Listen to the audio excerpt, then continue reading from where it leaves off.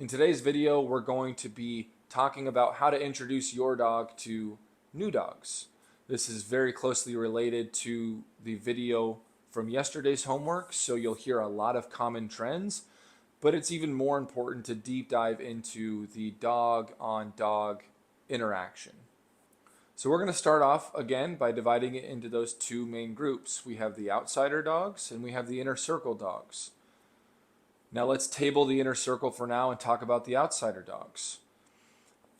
If there's any dogs that you encounter that are outside that inner circle, that are not going to be in your dog's life on a regular basis, then we can just automatically put them in the category of no thank you, my dog is in training, my dog does not need to interact with your dog. I'm working on building confidence, lowering reactivity, and building neutrality, those common trends. It's even more so, this is even more important than the human side, because oftentimes that human that wants to pet my dog is one thing, but that dog that I don't know anything about wanting to interact with my dog, no thank you, I don't really want any part of that. Because again, there's very little upside to that situation and much more that could go wrong, especially because you don't know that other dog. And so we want to take that dog owner's assessment of their dog's behavior kind of with a grain of salt. You hear it a lot. My dog's very nice. My dog's so friendly. Can they meet? Trust me on this. You're going to be better off just saying, no, thank you. My dog's in training. And your dog will be happier, more confident, more secure. So with that being said, let's talk about the inner circle dogs now. There will be dogs in your life, whether it's a new dog that you purchase or adopt, or it's a friend or family member's dog that you want to spend time with, and the dogs are going to be around each other. Now, there's definitely a right and a wrong way to do this, and a lot of it will depend on the temperament of your dog. Does your dog have any reactivity or aggression issues or even insecurity issues with other dogs? And the main factor is where you need to do an assessment of that other dog or dogs, plural. That is the main thing that's going to ultimately dictate whether it's a successful pairing or not, is what is the temperament behavioral assessment of that other dog. And this is where you guys are going to be interacting with potential, partners, loved ones, family members, friends, very close friends that have dogs that need to be told that their dog is not going to be a good fit for your dog. If that third party dog is out of control, meaning they don't have an off switch, if that owner doesn't have the ability to tell their dog to sit or lay down or go to the place without a leash and have that dog actually achieve that around your dog while your dog's present, then that dog really has no business messing around with our dog.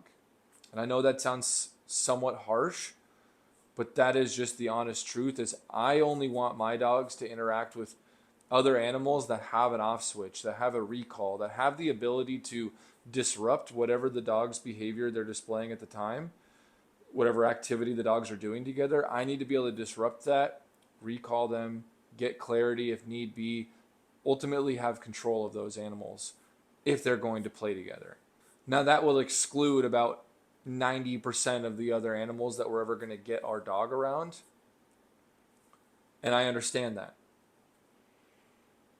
If your dog is going through a TLC program for insecurity, overexcitement, reactivity in general, just don't be in a race to try and introduce them, get them around those new dogs. Even if it's a dog they've already known and spent time with, but it's not on a regular basis, I encourage you, take your time with it. The more intention you can put behind the process of getting the dogs warmed up to each other, the more likely we are to have dogs that are tolerant, if not friendly, with each other. The goal of introducing my dog to a new dog is tolerance at the bare minimum. But obviously, I would like to have the dogs enjoy each other's company, appear happy in people terms, and maybe even play together.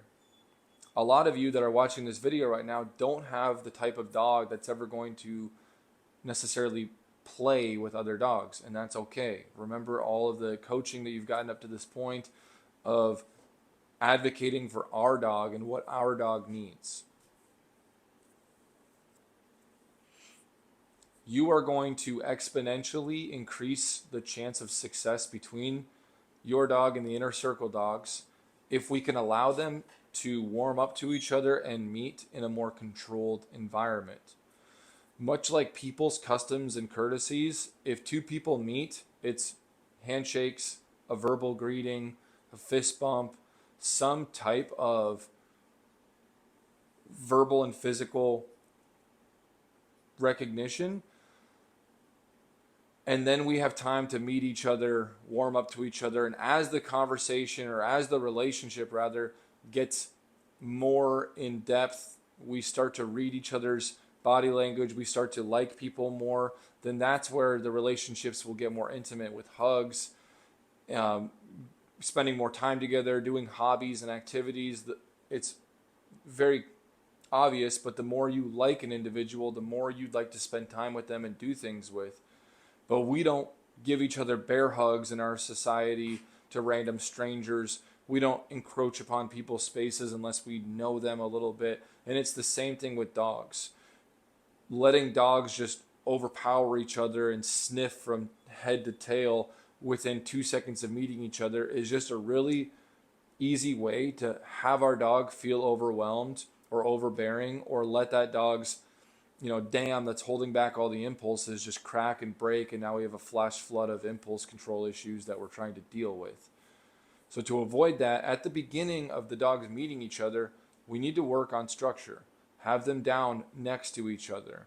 Have them down near each other. Have them practice their off switch so they can smell each other, they can assess each other, they can read each other's vibe and body language. Your dog does not need to be nose to nose to smell that dog. Your dog's nose is very high powered. It's very, very capable of checking out the scent picture from a safe enough distance, and I'll let you be the judge of that. Again, this is where the assessment of the third party comes into play, because if that dog doesn't have the ability to do that, then maybe they get clipped on a leash and we allow the dog to get trained, work on calming them down before we just let them loose in the backyard. And your trainer will go over more specific ways that they recommend you do this, or ways that you just don't ever do this with your dog if it's, again, depending on the temperament. But your trainer will have specific recommendations for you based on all those other variables.